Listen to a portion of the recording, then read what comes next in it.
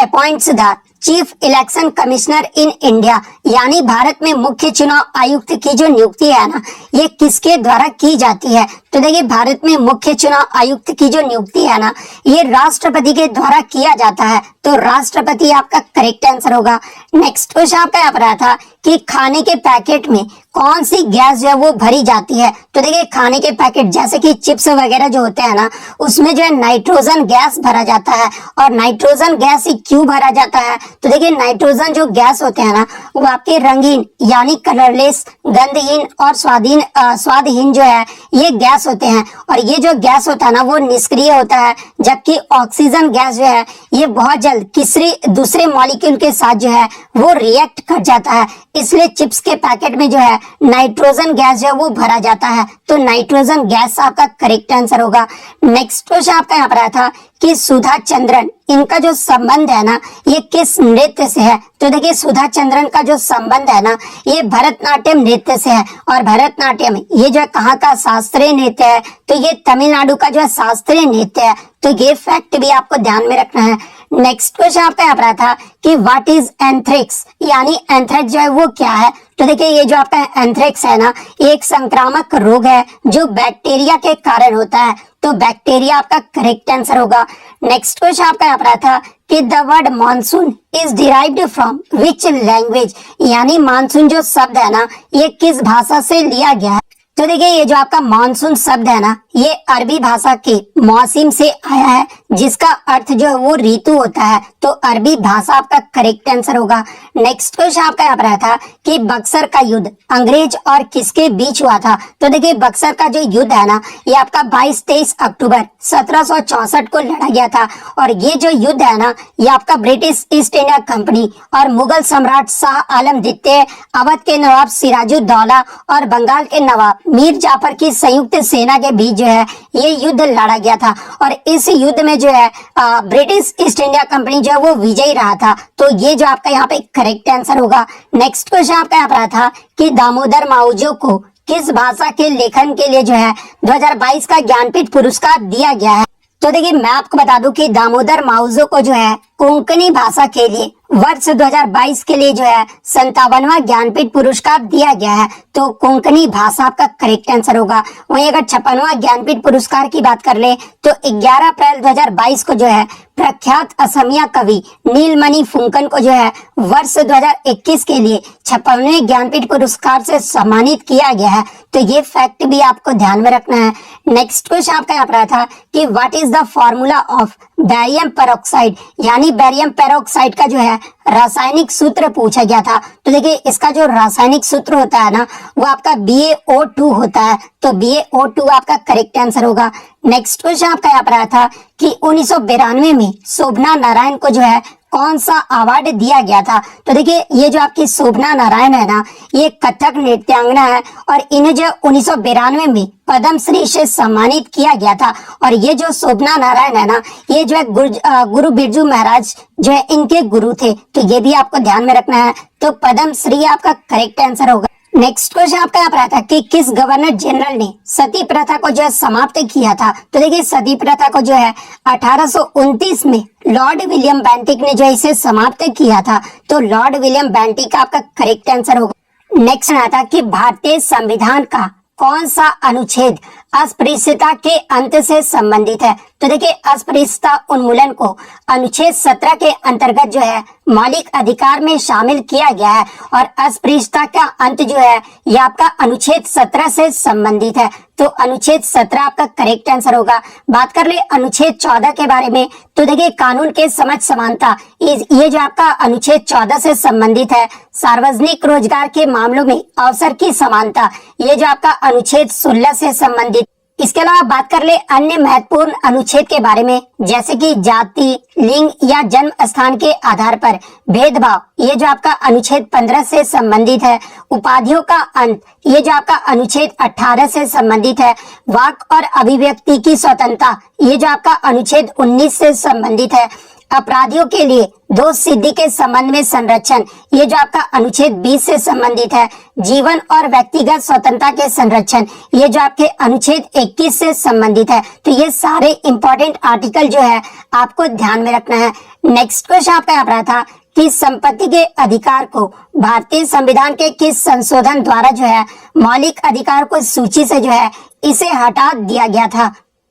तो देखिए मैं आपको बता दूं कि मूल संविधान में जो है आपके साथ जो है वो मौलिक अधिकार थे, लेकिन संपत्ति के अधिकार को जो है 44वें संविधान संशोधन अधिनियम 1978 द्वारा जो है मौलिक अधिकारों की सूची से जो है इसे हटा दिया गया था। और वर्तमान में मौलिक अधिकारों की संख्या कितनी है, तो 6 जो आपके वर्तमान में मौलिक अधिकारों की संख्या है। और संपत्ति के अधिकार को 1978 द्वारा जो है एक सामान्य कानूनी अधिकार के रूप में एक नए अधिनियम 300A में जो है इसे रखा गया है। तो इसे जो किस में रखा गया है, तो ये कानूनी अधिकार के रूप में जो है आर्टिकल 300A में रखा गया है। तो ये फैक्ट भी आपको ध्यान में रखना है। नेक्स्ट क्वेश्चन आपका यहाँ पर था कि how many valence electrons are present in boron, यानी बोरोन में जो है कितने संयोजकता इलेक्ट्रॉन मौजूद होते हैं। तो देखिए बोरोन की बात कर ले तो इसमें जो आपके 3 संयोजकता इलेक्ट्रॉन होते हैं, तो 3 आपका यहाँ पे करेक्ट आंसर होगा। बात कर ले बोरोन की परमाणु संख्या अगर पूछी जाए तो देखिए बोरोन का जो एटॉमिक नंबर होता है ना वो आपका 5 होता है। बोरोन का सिंबल की बात कर ले तो ये आपका कैपिटल बी होता है। तो ये भी आपको ध्यान में रखना है। और ये जो बोरोन है ना ये आपका आवर्त सारणी के वर्ग 13 में जो है ये रासायनिक तत्व है। तो ये फैक्ट भी आपको ध्यान में रखना। सभी दोस्तों की रिक्वायरमेंट पे एक बहुत बड़ा ऑफर लेके आ चुका हूँ मेरे दोस्त। इस प्रैक्टिस सेट के ऊपर आपके लिए एक अच्छा ऑफर है जहाँ से कि अब आपको ये प्रैक्टिस सेट लगाओगे और सबसे सस्ता प्रैक्टिस सेट मिलने वाला है आज तक के यूट्यूब के इतिहास में। दोस्त जो ऐसे जीडी के हमारे 15 प्रैक्टिस सेट की मैं सीरीज लेकर आया हूँ, उसके अंदर मैंने आपको कहा था मेरे भाई कि इन 15 प्रैक्टिस सेट जो आपके सामने हैं हमारे YouTube channel all exam class के ऊपर, जिससे आप कैसे प्राप्त कर सकते हो। तो ये व्हाट्सअप नंबर आपके सामने दिया है, इस पर मैसेज कीजिए। और ये प्रैक्टिस सेट जो आपको 300 रुपये मिलते हैं उनकी मैंने प्राइस रखी थी गुण 50 रुपये। अब इनसे भी माइनस करके मेरे दोस्त मैंने कर दिया है 30 रुपये, मात्र 30 रुपये अंतिम दिनों में इस प्रैक्टिस सेट को आपको लगाने के लिए। गुण 50 से भी माइनस करके, क्योंकि बहुत सारे बच्चों का कमेंट आ रहा है सर हम इतना पैसा पे नहीं कर पा रहे हैं, पास पैसे नहीं है, तो उसके लिए मैंने मात्र 30 रुपये कर दिए हैं। और 15 प्रैक्टिस सेट मिल रहे हैं, यानी 2 रुपये में प्रैक्टिस सेट जरूर लगाना चाहिए अगर सिलेक्शन चाहिए, क्योंकि 70% कोर्स इस प्रैक्टिस सेट से ही मिलने वाला है आपको। तो देखते हैं कितने बच्चे लगाते हैं, बढ़ते हैं क्वेश्चन की ओर मेरे भाई। नेक्स्ट क्वेश्चन आपका यहाँ पर आता है कि राष्ट्रीय ध्वज और राष्ट्रगान का सम्मान प्रत्येक नागरिक का मौलिक कर्तव्य है। ये जो किस अनुच्छेद से संबंधित है, तो देखिए मैं आपको बता दूं कि हमारे संविधान में 42वें संविधान संशोधन द्वारा जो है हमारे संविधान में जो है 10 मौलिक कर्तव्यों को जोड़ा गया था। और 11वां जो मौलिक कर्तव्य है ना ये आपका 86वें संविधान संशोधन 2002 के तहत जो है 11वां मौलिक कर्तव्य जोड़ा गया था। वर्तमान में मौलिक कर्तव्यों की बात कर ले तो इसकी जो संख्या वो आपका 11 है। और ये टोटल 11 मौलिक कर्तव्यों को जो है अनुच्छेद 51A में रखा गया है। और अनुच्छेद 51A के अकॉर्डिंग ये कहा गया है कि भारत के प्रत्येक नागरिक का यह कर्तव्य होगा कि वह संविधान का पालन करे और उसके आदर्शों एवं संस्थानों, राष्ट्रीय ध्वज तथा राष्ट्रगान का जो है वो सम्मान करे। तो अनुच्छेद 51A का ए जो आपका यहाँ पे करेक्ट आंसर होगा। नेक्स्ट क्वेश्चन आपका यहाँ पर आया था कि असम में बिहू त्योहार ये जो है किस महीने में मनाया जाता है।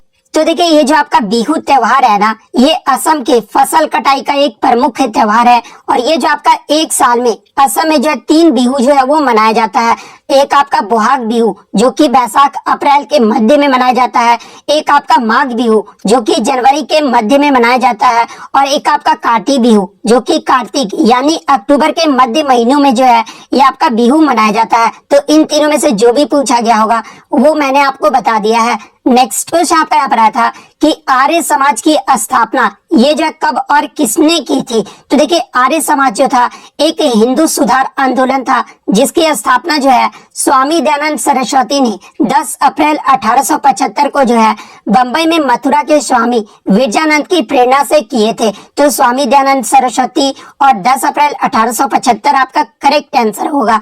नेक्स्ट क्वेश्चन आपका यहाँ पर था कि अर्जुन पुरस्कार की शुरुआत ये जो किस वर्ष हुई थी। तो देखिए अर्जुन पुरस्कार पुरस्कार की जो शुरुआत है ना, ये वर्ष 1961 में जो इसे शुरू किया गया था। तो 1961 आपका करेक्ट आंसर होगा। और ये जो पुरस्कार है ना, ये राष्ट्रीय स्तर और अंतर्राष्ट्रीय स्तर पर जो है खेल में बेहतरीन प्रदर्शन करने वाले खिलाड़ियों को जो है ये प्रदान किया जाता है।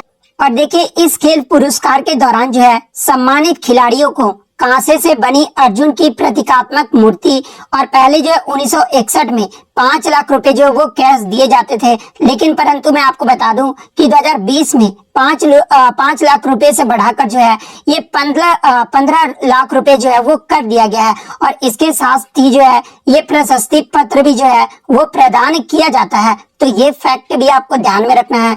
नेक्स्ट क्वेश्चन आपका यहाँ पर आया था कि आईसीसी वुमेन्स वर्ल्ड कप 2022 की जो उप विजेता टीम है ना, ये कौन रही है। कुछ बच्चों ने बताया कि 2020 पूछा गया था और कुछ बच्चों ने बताया कि 2022 के बारे में पूछा गया था। तो देखिए, मैं आपको दोनों बता देता हूं कि आईसीसी वुमेन्स वर्ल्ड कप 2022 की जो उप विजेता टीम रही थी ना, वो आपका इंग्लैंड देश रहा था। और विजेता की बात कर ले तो ये आपका ऑस्ट्रेलिया देश रहा था। वहीं अगर बात कर ले 2020 का अगर पूछा गया था, तो देखिए 2020 का जो रनर अप यानी उप विजेता जो रहा था, ये भारत देश रहा था। और अगर बात कर ले विनर यानी विजेता कौन रहा था, तो ये आपका ऑस्ट्रेलिया देश रहा था। वहीं अगर बात कर ले 2020 का, ये जो आपका कहां पर आयोजित किया गया था, तो ये आपका ऑस्ट्रेलिया में आयोजित किया गया था। और 2022 की बात कर ले तो ये आपका न्यूजीलैंड में आयोजित किया गया था। और देखिए, मैं आपको बता दूं कि जिस तरह पुरुषों का जो आपका T20 वर्ल्ड कप 2007 में शुरू हुआ था, जिसका फर्स्ट टाइटल जो है वो भारत ने जीता था, उसी तरह 2009 में जो है वुमेन्स का जो T20 की जो है वो शुरुआत की गई थी। तो ये फैक्ट भी आपको ध्यान में रखना है। और 2009 में जो आपका T20 हुआ था, उसका जो विजेता टीम रहा था ना, वो आपका इंग्लैंड देश रही थी। तो ये फैक्ट भी आपको ध्यान में रखना है। नेक्स्ट क्वेश्चन आपका यहाँ पर आया था कि हिंदुस्तानी शास्त्रीय गायक उस्ताद बड़े गुलाम अली खान निम्नलिखित में से जो है ये किस घराने से संबंधित है। तो देखिए, उस्ताद बड़े गुलाम अली खान जो है ये पटियाला घराने के एक भारतीय हिंदुस्तानी शास्त्रीय गायक थे। तो पटियाला घराना आपका करेक्ट आंसर होगा। नेक्स्ट क्वेश्चन आपका यहाँ पर आया था कि which tax was collected from the workers in Chola empire, यानी चोल साम्राज्य में जो है श्रमिकों से कौन सा कर जो है वो लिया जाता था। तो देखिए, चोल साम्राज्य के द्वारा श्रमिकों से जो है ये आपका वेटी और कड़माई जो है वो कर लिया जाता था। तो ऑप्शन में आप ये तो वेटी दिया होगा या फिर कड़माई दिया होगा। तो इन दोनों में से जो भी दिया होगा वो आपका करेक्ट आंसर होगा। नेक्स्ट क्वेश्चन आपका यहाँ पर आया था कि हैवलॉक द्वीप से संबंधित जो है एक आपका प्रश्न पूछा गया था। तो देखिए, मैं आपको बता दूं कि स्वराज द्वीप, जिसका भूतपूर्व नाम जो है ये आपका हैवलॉक द्वीप था, और भारत के अंडमान और निकोबार द्वीप समूह के रिची द्वीप समूह का जो है ये सबसे बड़ा द्वीप समूह है। और ये जो आपका हिंद महासागर में स्थित है। नेक्स्ट क्वेश्चन आपका यहाँ पर आता है कि which chemical is used in gun powder, यानी गन पाउडर को जो है किस रसायन का उपयोग करके बनाया जाता है। तो देखिए, गन पाउडर को जो है पोटासियम नाइट्रेट, सल्फर और चारकोल का उपयोग करके जो है इसे बनाया जाता है। और मैं आपको बता दूं कि इसे जो है ब्लैक पाउडर के रूप में भी जाना जाता है। इसके अलावा पोटेशियम नाइट्रेट को जो है साल्ट पीटर के रूप में भी जाना जाता है। और गन पाउडर का जो आविष्कार है ना, ये चीन देश में हुआ था। तो ये फैक्ट भी आपको ध्यान में रखना है। नेक्स्ट क्वेश्चन आपका यहाँ पर आया था कि how many allotropes are there in carbon, यानी शुद्ध कार्बन में जो है कितने अपरूप होते हैं। तो देखिए, शुद्ध कार्बन के जो है आपके 3 अपरूप होते हैं। और वो 3 अपरूप कौन कौन से होते हैं, तो एक आपका डायमंड, ग्रेफाइट और एक आपका जो है फ्लोरीन होता है। तो ये 3 आपका यहाँ पे करेक्ट आंसर होगा। नेक्स्ट क्वेश्चन आपका यहाँ पर आया था कि which of the following is not a UNESCO world heritage site, यानी निम्नलिखित में से जो है कौन यूनेस्को की विश्व धरोहर स्थल नहीं है। जहाँ पे ऑप्शन में आपका एक आगरा का ताजमहल दिया गया था। तो देखिए, आगरा का जो ताजमहल है ना, इसे 1983 में जो है यूनेस्को के विश्व धरोहर सूची में जो है वो शामिल किया गया था। सेकंड आपका हैदराबाद का 4 मीनार दिया गया था। तो देखिए, हैदराबाद के 4 मीनार को जो है 2010 में यूनेस्को की विश्व धरोहर स्थल में शामिल किया गया था। थर्ड आपका ऑप्शन था दिल्ली का लाल किला। तो देखिए, दिल्ली के लाल किला को जो है 2007 में यूनेस्को की विश्व धरोहर सूची में जो है वो शामिल किया गया था। तो देखिए बच्चों द्वारा जो है मुझे तीन ही ऑप्शन मिले हैं और ये तीनों ऑप्शन ही जो है आपके यूनेस्को के विश्व धरोहर सूची में जो है वो शामिल किए गए हैं। इसके अलावा जो चौथा ऑप्शन दिया होगा ना वो आपका करेक्ट आंसर होगा। नेक्स्ट क्वेश्चन आपका यहाँ पर आया था कि भारत का संविधान बनने में जो है कितना समय लगा था। तो देखिए भारत का संविधान बनने में जो है ये आपका 2 वर्ष 11 माह और 18 दिन लगा था। तो ये आपका यहाँ पे करेक्ट आंसर होगा। नेक्स्ट क्वेश्चन आपका यहाँ पर आया था कि विंबलडन 2022 में किस देश के खिलाड़ी पर जो है ये प्रतिबंध लगा है।